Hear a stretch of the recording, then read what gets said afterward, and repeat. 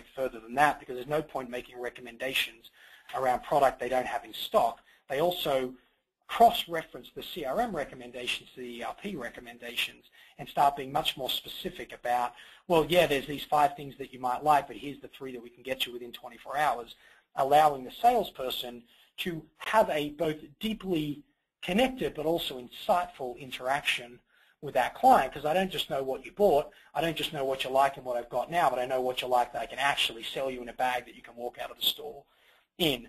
There are over 100 flat screen televisions getting around the Burberry store that also act as mirrors, and when you pick up clothing, it actually changes the behavior of certain mirrors. In fact, 2 things happen. Number one, the mirrors that are acting as flat screens, there's a 22-foot high screen right in the middle of the store that beams all the latest collections and information. That screen takes the collective buying preferences of everybody in the store in real time and shows you catwalk footage that matches that cumulative buying history. But more importantly, the individual screens throughout the room, if you take a jacket off one, it does 2 things.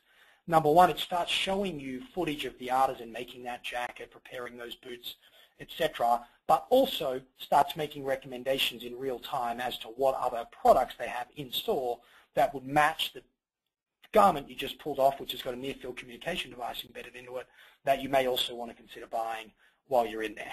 Now, that's a mind-blowing example of the use of data in a customer experience environment.